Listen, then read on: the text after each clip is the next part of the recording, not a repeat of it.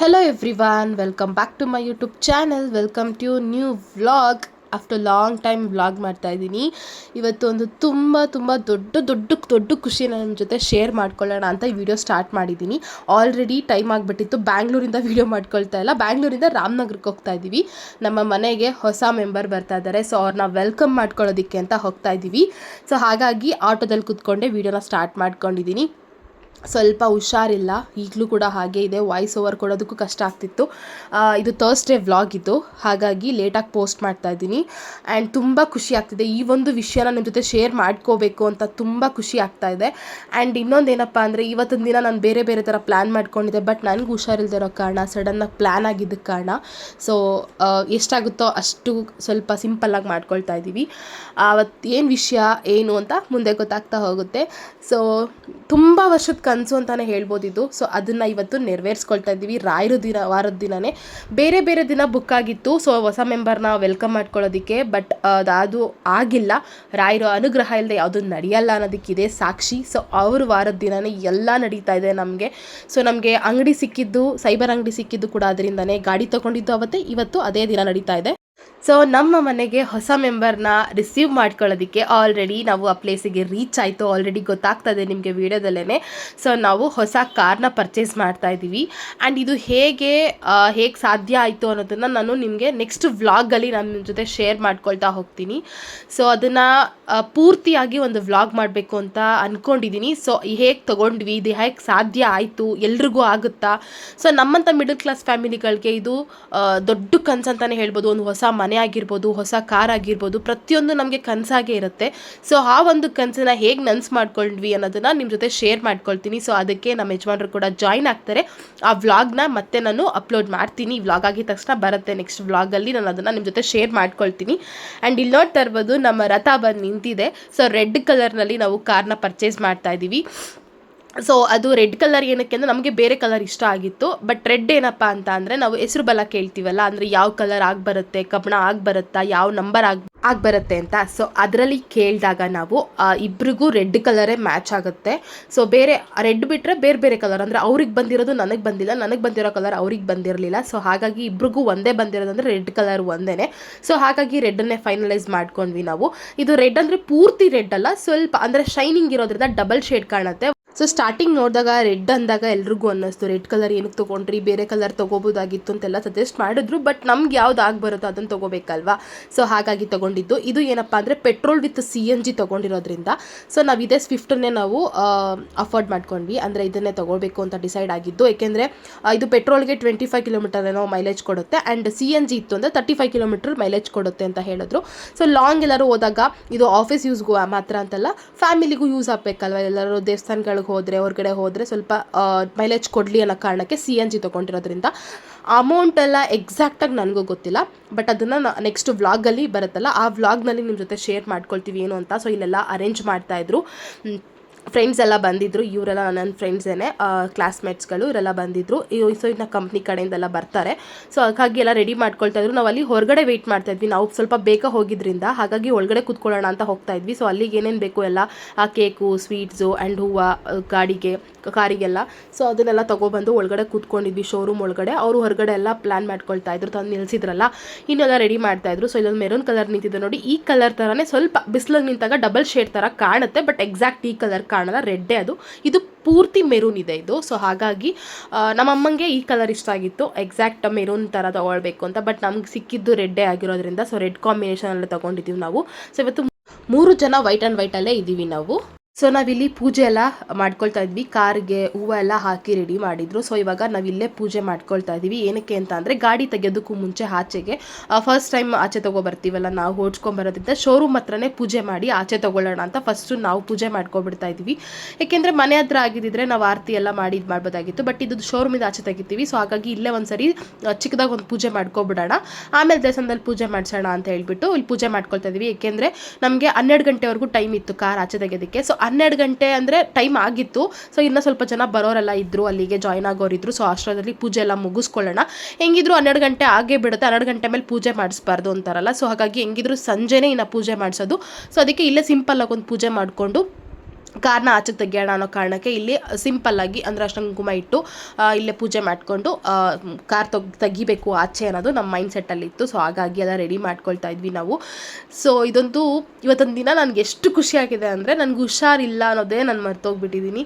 So ನನ್ನ ಕೈ fracture ಆಗಿರೋದ್ರಿಂದ ಅದೊಂದು ಬೇಜಾರಾಯಿತು ನನಗೆ.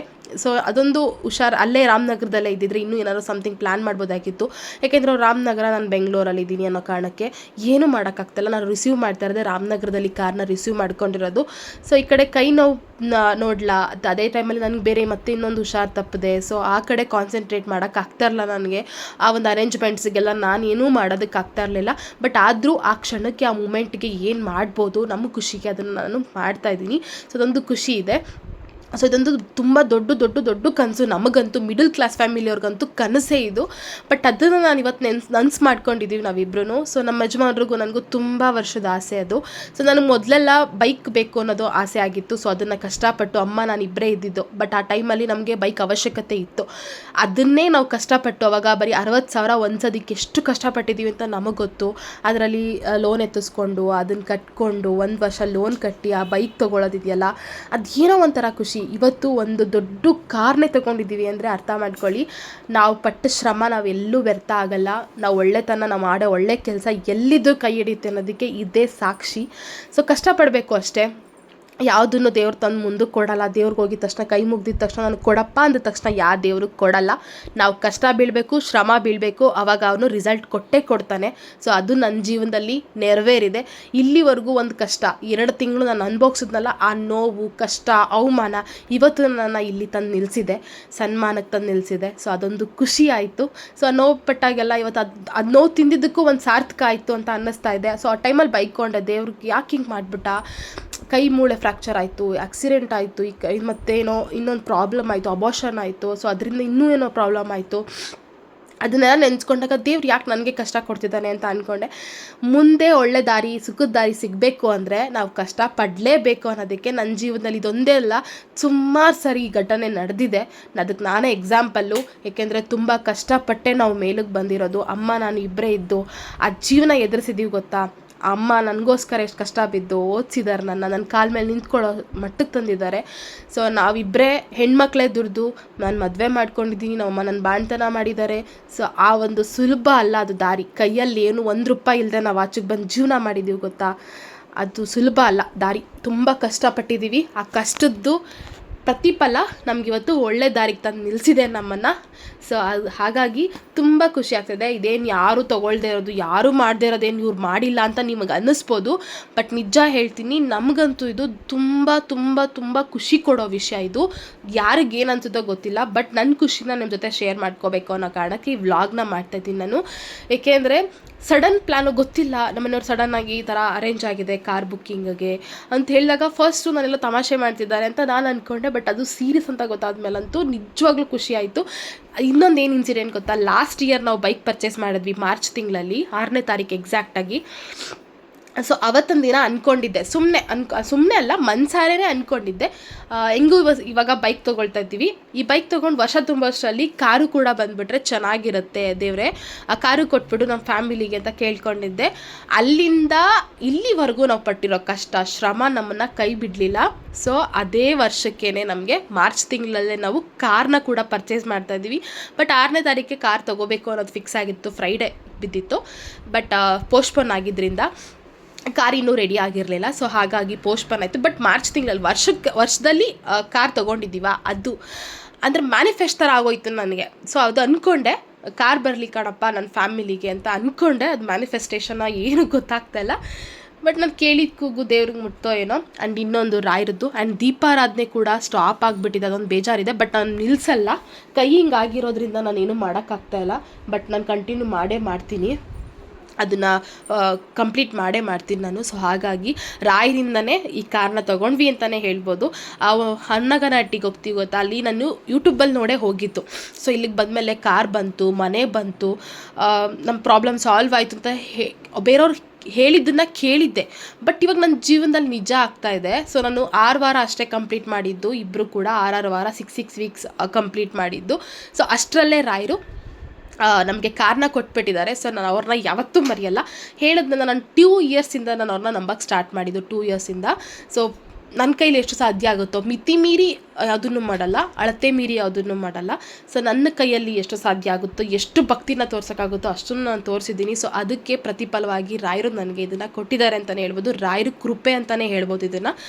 ಸೊ ತುಂಬ ಖುಷಿ ಆಗ್ತಾಯಿದೆ. ಸೊ ನಮ್ಮಮ್ಮ, ಅಮ್ಮನೂ ಬರಲ್ಲ ಅಂತಿದ್ರು, ಅವ್ರಿಗೂ ಕೆಲಸ ಇತ್ತು. ಬಟ್ ನಾನು ನಮ್ಮ ಜೊತೆ ಯಾರೂ ಇರಲ್ಲ, ಬಾ ಅಮ್ಮ ಅಂತ ಕರೆದಿದ್ದಕ್ಕೆ ಸೊ ಅವರು ಜೊತೆಲಿ ಬಂದಿದ್ದಾರೆ, ಅದು ಖುಷಿ ಆಯಿತು. ನಾನು, ನಮ್ಮ ಮನೆಯವರು, ನಮ್ಮ ಮಗು ಆ್ಯಂಡ್ ನಮ್ಮಮ್ಮ ಎಲ್ಲ ಬಂದಿದ್ದರು. ಆ್ಯಂಡ್ ಇನ್ನು ಫ್ರೆಂಡ್ಸ್ಗಳೆಲ್ಲ ಜಾಯ್ನ್ ಆದರು.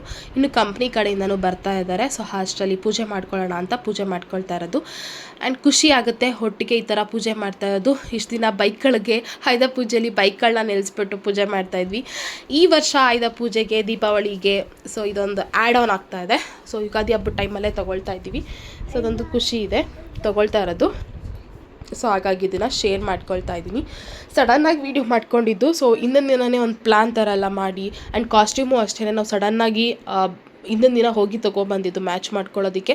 ರೆಡ್ ಕಲರಲ್ಲಿ ಹುಡುಕಿದ್ವಿ, ಅದು ಕಾರ್ ಮ್ಯಾಚ್ ಆಗೋ ಥರನೇ. ಬಟ್ ಪೂರ್ತಿ ರೆಡ್ ಹಾಕೊಂಡ್ಬಿಟ್ರೆ ಒಂಥರ ಕಾಣುತ್ತೆ, ಜಾತ್ರೆ ಥರ ಆಗಿಬಿಡುತ್ತೆ ಅನ್ನೋ ಕಾರಣಕ್ಕೆ ವೈಟ್ ರೆಡ್ ಕಾಂಬಿನೇಷನ್ ನಾನು ಡ್ರೆಸ್ ತೊಗೊಂಡೆ. ಅವರಿಬ್ಬರು ವೈಟ್ ಶರ್ಟ್ ಹಾಕಿದ್ದಾರೆ. ಸೊ ಪಾಪುಗೂ ಅಷ್ಟೇ ತೊಗೊಂಡಿದ್ದು.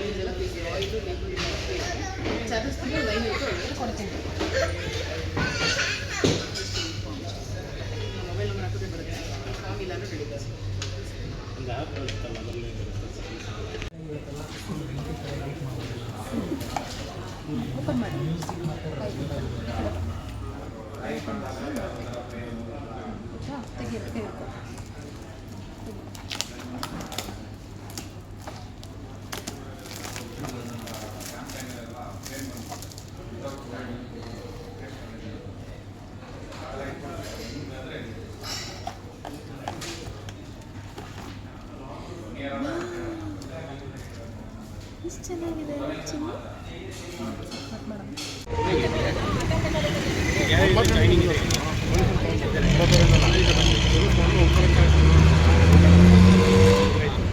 ಅಮ್ಮಂದು ಬ್ಯಾಂಕ್ ಪಾಸ್ ಮಾತಾಡಿದ್ದಾರೆ ಏನೇನು ಅರ್ಥ ಹೊರಗಡೆ. ಸೊ ನಾನು ಇಲ್ಲಿ ಕೆಲವೊಂದಕ್ಕೆ ಯಾಕೆ ವಾಯ್ಸ್ ಓವರ್ನ ಕೊಡ್ತಾ ಇದ್ದೀನಿ ಅಂದರೆ ಇದು ರೋಡ್ ಸೈಡ್ ಆಗಿರೋದ್ರಿಂದ ಮೇನ್ ರೋಡ್ ಸೈಡೇ ಇರೋದು, ಇದು ಬೆಂಗಳೂರು ಮೈಸೂರು ಹೈವೇ ರೋಡ್ ಅಲ್ವಾ. ಸೊ ವೆಹಿಕಲ್ಸ್ ತುಂಬ ಓಡಾಡ್ತಾ ಇರುತ್ತೆ. ಸೊ ನಾವು ಮಾತಾಡೋದಲ್ಲಿ ಏನೂ ಕೇಳಿಸಲ್ಲ, ಬರೀ ವೆಹಿಕಲ್ ಸೌಂಡೇ ಬರ್ತಾ ಇತ್ತು. ಸೊ ಹಾಗಾಗಿ ನಾನು ಹೊರಗಡೆ ಮಾಡಿರೋಂಥ ವೀಡಿಯೋಗಳಿಗೆಲ್ಲ ನಾನು ವಾಯ್ಸ್ ಓವರ್ನೇ ಕೊಡ್ತಾ ಇದ್ದೀನಿ. ಕೆಲವೊಂದೆಲ್ಲ ಮಾತಾಡಿದ್ವಿ, ಬಟ್ ಅದು ಯಾವುದು ಕೇಳಿಸ್ತಾ ಇಲ್ಲ ಇಲ್ಲಿ.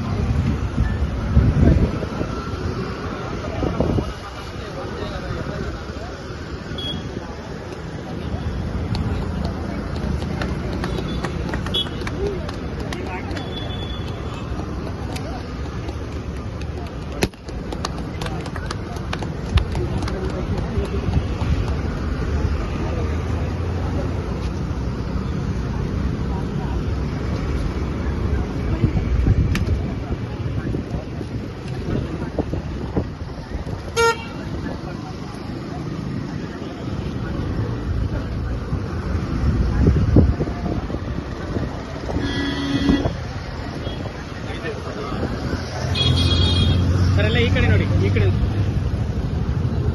ಸರ್, ಈ ಕಡೆ ಬನ್ನಿ ಬಸವರಾಜ್ ಅಂಕಲ್. ಈ ಕಡೆ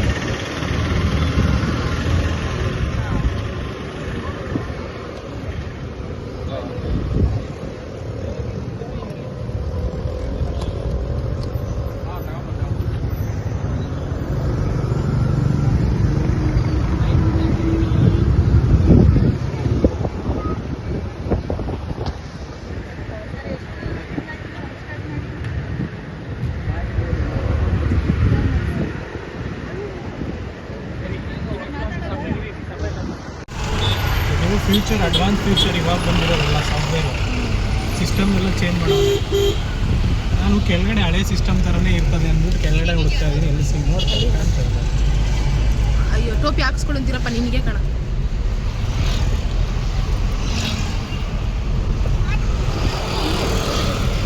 ಫಸ್ಟ್ ಕಾರ್ ತೊಗೊಂಡು ಫಸ್ಟ್ ಫ್ಯೂಯಲ್ನ ಅಂದರೆ ಪೆಟ್ರೋಲ್ನ ಹಾಕಿಸ್ತಾ ಇದ್ದೀವಿ. ಇದು ಶೋರೂಮ್ ಕಡೆಯಿಂದ ನಮಗೆ 5 ಲೀಟ್ರ್ ಫ್ರೀ ಇರುತ್ತೆ ಪೆಟ್ರೋಲು. ಸೊ ಅವರು ಯಾವುದೋ ಲೊಕೇಟ್ ಮಾಡಿರ್ತಾರೆ ಆ ಪೆಟ್ರೋಲ್ ಬಂಕಲ್ಲಿ ಅದು ಫ್ರೀ ಇರುತ್ತೆ. ಸೊ ಇದು ಮಂಡಿ ಇದೆಯಲ್ಲ, ತರಕಾರಿ ಮಾರ್ಕೆಟು, ಸೊ ಅಲ್ಲಿರೋ ಪೆಟ್ರೋಲ್ ಬಂಕ್ ಇದು. ಸೊ ಹಾಗಾಗಿ ಅಲ್ಲೇ ಹೋಗಿ ಪೆಟ್ರೋಲ್ ಹಾಕ್ಸ್ಕೊತಾ ಇದ್ವಿ. 5 ಲೀಟ್ರ್ ಪೆಟ್ರೋಲ್ ಫ್ರೀ ಇರುತ್ತೆ, ಪ್ಲಸ್ ನಾವೊಂದು 5 ಲೀಟ್ರ್ ಎಕ್ಸ್ಟ್ರಾ ಹಾಕಿಸ್ಕೊಂಡಿದ್ವಿ ಬೇಕಾಗುತ್ತೆ ಅಂತ ಹೇಳ್ಬಿಟ್ಟು. ಫಸ್ಟ್ ಪೆಟ್ರೋಲ್ ಅಂತಲೇ ಹೇಳ್ಬೋದು ನಮ್ಮ ಕಾರ್ಗೆ ಇದು, ಈ ಪೆಟ್ರೋಲ್ ಬಂಕಲ್ಲಿ. ಸೊ ಅಲ್ಲಿಂದ ಹೊರಟು ನಾವು ಡೈರೆಕ್ಟಾಗಿ ಬಂದಿದ್ದೆ ಕಾಮತ್ ಹೋಟೆಲ್ಗೆ. ಸೊ ಎಲ್ಲರೂ ಇದ್ರಲ್ಲ, ಊಟ ಮಾಡೋಕ್ಕೆ ಹೋಗೋಣ, ಹೆಂಗಿದ್ರು ಆಫ್ಟರ್ನೂನ್ ಆಗಿತ್ತು, 12:30 ಏನೋ ಆಗಿಬಿಟ್ಟಿತ್ತು. ಸೊ ಈ ಟೈಮಲ್ಲಿ ಪೂಜೆ ಮಾಡಿಸ್ಬಾರ್ದು, ನಿಂತು ಮಧ್ಯಾಹ್ನ ಅಂತ ಕರೀತಾರೆ. ಸೊ ಹಾಗಾಗಿ ಇವಾಗೇನು ಪೂಜೆ ಮಾಡಿಸೋದು ಬೇಡ ಅಂದ್ಬಿಟ್ಟು ಊಟಕ್ಕೆ ಹೋಗೋಣ ಅಂತೆಲ್ಲ ಇದ್ರಲ್ಲ ಅಂದ್ಬಿಟ್ಟು ಇಲ್ಲಿ ಕಾಮತ್ ಹೋಟೆಲಿಗೆ ಬಂದ್ವಿ. ನನಗೆ ಈ ಹೋಟೆಲ್ನಲ್ಲಿ ತುಂಬ ಮೆಮೊರೀಸ್ ಇದೆ. ಏನಕ್ಕೆ ಅಂದರೆ ನಮ್ಮ ಜೀವನದ ಫಸ್ಟ್ ಸ್ಟೆಪ್ ಅಂತಲೇ ಹೇಳ್ಬೋದು. ಇಲ್ಲಿ ನಾವು ಡಿಗ್ರಿ ಕಂಪ್ಲೀಟ್ ಆದಮೇಲೆ ನಾನು ಫಸ್ಟ್ ಕೆಲಸ ಅಂತ ಮಾಡಿದ್ದೆ ಈ ಕಾಮತ್ ಹೋಟೆಲ್ನಲ್ಲಿ. ಸೊ ಇಲ್ಲಿ ನಾನು ಕೆಲಸ ಮಾಡ್ತಿದ್ದೆ, ಇವತ್ತು ಕಾರಲ್ಲಿ ಬಂದಿದ್ದೀನಿ. ಸೊ ಖುಷಿ ಆಗ್ತಾಯಿದೆ. ಓಡಿಸ್ಕೊಳ್ಳೋದು ದೊಡ್ಡತನ ಮಾಡ್ಕೊಳ್ಳೋದು ಅಂತಲ್ಲ, ಅದೊಂದು ಖುಷಿ ಮೂಮೆಂಟ್ ಇರುತ್ತಲ್ವಾ. ನಾವು ಕೆಲಸ ಮಾಡಿದ ಜಾಗಕ್ಕೆ ನಾವು ಕಾರಲ್ಲಿ ಹೋಗಿ ಊಟ ಮಾಡ್ತೀವಲ್ಲ, ಅದು ಮಿಡಲ್ ಕ್ಲಾಸ್ ಫ್ಯಾಮಿಲಿಗೆ ಒಂಥರ ಖುಷಿ, ಒಂಥರ ಕನಸು ಅದು. ಸೊ ಹಾಗಾಗಿ ನನಗೂ ಅದು ಅನ್ನಿಸ್ತಾ ಇತ್ತು. ಸೊ ಫಸ್ಟ್ ಟೈಮೇ ಹೋಗಿರೋದು ನಾನು, ಕೆಲಸ ಬಿಟ್ಮೇಲೆ ನಾನು ಹೋಗೇ ಇರಲಿಲ್ಲ. ಅಂದರೆ ಕೆಲಸ ಯಾವಾಗ ಮಾಡಿದ್ದು, ಅರೌಂಡ್ 2017 ಆರ್ 18 2017 ನಾನು ಇಲ್ಲಿ ಕೆಲಸಕ್ಕೆ ಜಾಯ್ನ್ ಆಗಿದ್ದು. ಇಲ್ಲಿಗೆ ಬಿಲ್ಲಿಂಗಿಗೆ ಮಾಡ್ತಿದ್ದೆ. ಅಂದರೆ ಈ ಹೋಟೆಲ್ನಲ್ಲಿ ಇಂಥ ಕೆಲಸ ಮಾಡಿಲ್ಲ ಅಂತಿಲ್ಲ, ಎಲ್ಲ ಥರ ಕೆಲಸನೂ ಮಾಡಿದ್ದೀನಿ. ಹೇಳ್ಕೊಳಕ್ಕೆ ನಾಚಿಕೆ ಏನಿದೆ ಅದರಲ್ಲಿ. ಓಪನ್ ಆಗಿ ನಾವು ಮಾಡಿದ ಒಳ್ಳೆ ಕೆಲಸನ ಹೇಳ್ಕೊಳ್ಳೋದ್ರಲ್ಲಿ ತಪ್ಪೇನಿಲ್ಲ. ಸೊ ಕೆಟ್ಟದಾದರೆ ಯೋಚನೆ ಮಾಡಬೇಕು, ಬಟ್ ನಂಗೆ ಒಳ್ಳೆ ಕೆಲಸನೇ ಮಾಡಿದ್ದೀನಿ. ನಾನು ಇಲ್ಲಿ ಬಿಲ್ಲಿಂಗ್ ಕೆಲಸ ಮಾಡಿದ್ದೀನಿ ಆ್ಯಂಡ್ ಸಪ್ಲೈ ಕೆಲಸ ಮಾಡಿದ್ದೀನಿ, ಆ್ಯಂಡ್ ಆರ್ಡರ್ ತೊಗೊಳ್ಳೋದು, ಟೇಬಲ್ ಆರ್ಡ್ರ್ ತೊಗೊಳ್ಳೋದು ಮಾಡಿದ್ದೀನಿ. ಇನ್ಫ್ಯಾಕ್ಟ್ ಹೇಳಬೇಕು ಅಂತ ಹೇಳಿದ್ರೆ ಪಾತ್ರೆ ಕೂಡ ತೊಳೆದಿದ್ದೀನಿ ನಾನು. ಏಕೆಂದರೆ ರಶ್ ಇರೋ ಟೈಮಲ್ಲಿ ಪಾಪ ಒಳಗಡೆ ಆಂಟಿದಿರಿಗೆ ಕೆಲಸ, ಅವ್ರು ಸಪ್ರೇಟಾಗಿ ಇರ್ತಿದ್ರು ಪಾತ್ರೆ ವಾಶ್ ಮಾಡೋರೆಲ್ಲ. ಬಟ್ ಟೈಮ್ ಅರೇಂಜ್ ಮಾಡಬೇಕಲ್ಲ, ಟೇಬಲ್ ಆರ್ಡ್ರ್ ಮುಗಿಸ್ಬೇಕು, ಬೇರೆಯವ್ರು ವೆಯ್ಟ್ ಮಾಡ್ತಿರ್ತಾರೋ ಅನ್ನೋ ಕಾರಣಕ್ಕೆ ಅವ್ರಿಗೆ ಹೋಗಿ ಕೂಡ ಹೆಲ್ಪ್ ಮಾಡಿದ್ದೀನಿ ನಾನು. ಸೊ ಸಪ್ಲೈ ಕೂಡ ಮಾಡಿದ್ದೀನಿ.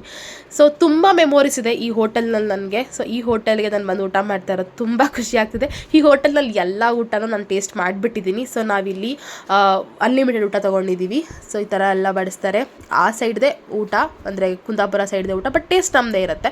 ಸೊ ಭಟ್ರು ನಮ್ಮ ಸೈಡ್ ಅವರೇ ಇರ್ತಾರಲ್ಲ, ಸೊ ಹಾಗಾಗಿ ಖುಷಿ ಆಯಿತು ಇಲ್ಲಿ ಊಟಕ್ಕೆ ಬಂದಿದ್ದು. ನನಗೆ ಎಲ್ಲ ಥರ ಊಟ ಬಡಿಸ್ತಾ ಇದ್ರು. ತುಂಬ ಮೆಮೊರೀಸ್ ಇದೆ. ಆ್ಯಂಡ್ ಇನ್ನೊಂದು ಏನಪ್ಪ ಅಂತ ಅಂದರೆ ನಮ್ಮ ಯಜಮಾನ್ರು ಕೂಡ ಕಾಲೇಜ್ ಡೇಸಲ್ಲಿ ಇದ್ದಾಗೇ ಪಾರ್ಟ್ ಟೈಮ್ ಜಾಬ್ ಥರ ಇಲ್ಲಿ ಕೆಲಸ ಮಾಡ್ತಿದ್ರು. ಬಟ್ ನಾನು ಜಾಯ್ನ್ ಆಗೋಷ್ಟಲ್ಲಿ ಅವ್ರು ಬಿಟ್ಬಿಟ್ಟಿದ್ರು. ನಾನು ಆಮೇಲೆ ಜಾಯ್ನ್ ಆಗಿದ್ದು, ಡಿಗ್ರಿ ಕಂಪ್ಲೀಟ್ ಆದಮೇಲೆ ನಾನು ಜಾಯ್ನ್ ಆಗಿದ್ದು. ಸೊ ಅದು ಇಬ್ರಿಗೂ ಮೆಮೊರೀಸ್ ಇದೆ ತುಂಬ ಈ ಹೋಟೆಲ್ನಲ್ಲಿ ನಮಗೆ. ಆ್ಯಂಡ್ ಇನ್ನೊಂದು ಪಕ್ಕದಲ್ಲೇ ಇರೋ ಜಾನಪದ ಲೋಕ ಅಂತೂ ಇನ್ನೂ ಮೆಮೊರೀಸು. ಹೇರಿಕೆ ಅಂದರೆ ನಮ್ಮ ಮಾವ ಅಲ್ಲೇ ಕೆಲಸ ಮಾಡ್ತಾ ಇರೋದ್ರಿಂದ ಸೊ ಜಾಗಕ್ಕೆ ಹೋದಾಗೆಲ್ಲ ನೆನಪಾಗುತ್ತೆ. ಬಟ್ ಅವ್ರು ಇದ್ದಾಗ ನಾನು ಯಾವತ್ತೂ ಹೋಗೇ ಇರಲಿಲ್ಲ ಜಾನಪದ ಲೋಕಕ್ಕೆ. ತುಂಬ ಸರಿ ಹೋಗಿದ್ದೀನಿ, ಬಟ್ ಅವ್ರನ್ನ ನೋಡೇ ಇರಲಿಲ್ಲ ನಾನು ಮದುವೆಗೆ ಮುಂಚೆ ಎಲ್ಲ. ಸೊ ತುಂಬ ಖುಷಿ ಇದೆ. ಇಲ್ಲಿ ಅಕ್ಕಿ ರೊಟ್ಟಿ ಎಲ್ಲ ತಟ್ಟಿ ಇದು ಮಾಡ್ತಿದ್ರು. ಈ ಆಂಟಿ ಬಂದು ನಾನು ಜಾಯ್ನ್ ಆಗೋಕ್ಕೆ ಮುಂದೆ 2002 ಇಂದನೂ ಇಲ್ಲಿ ಕೆಲಸ ಮಾಡ್ತಾ ಇದ್ದಾರೆ. ಸೊ ಹಾಗಾಗಿ ಮಾತಾಡಿಸ್ತಾ ಇದ್ದೆ.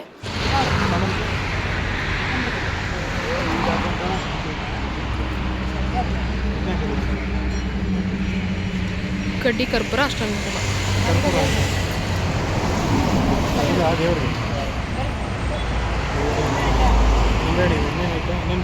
ಕಂದು ಕಡ್ಡಿ ಕರ್ಪೂರ ಒಳಗಡೆ ಪೂಜೆಗೆ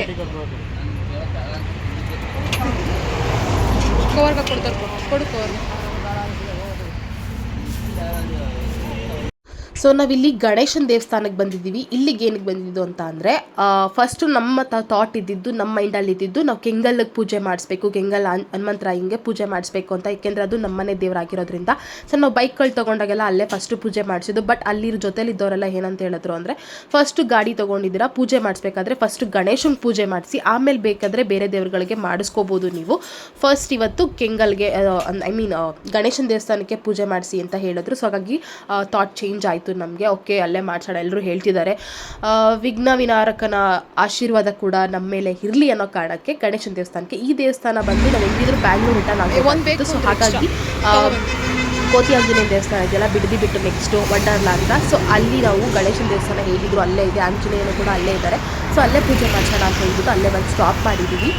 ಆ್ಯಂಡ್ ನೆಕ್ಸ್ಟು ಇವತ್ತು ಗುರುವಾರ ಇಲ್ಲಿ ಮಾಡಿಸಿದ್ದೀವಿ. ಸೊ ನೆಕ್ಸ್ಟ್ ಇನ್ನೊಂದು 2 ಡೇಸ್ ಅಂದರೆ ಶುಕ್ರವಾರ ಕಳೆದ್ರೆ ಇಲ್ಲ ಸ್ಯಾಟರ್ಡೆ ಆಂಜನೇಯ ವಾರನೇ ಬರುತ್ತೆ. ಸೊ ಅವತ್ತು ಬೇಕಾದರೆ ಕೆಂಗಲಲ್ಲೇ ಪೂಜೆ ಮಾಡಿಸ್ಕೊಳ್ಳೋಣ ಅಂತ ಹೇಳ್ಬಿಟ್ಟು ಫಸ್ಟು ಗಣೇಶನಿಗೆ ಮಾಡಿಸೋಣ ಅಂತೇಳಿ ಇಲ್ಲಿಗೆ ಬಂದಿದ್ದೀವಿ.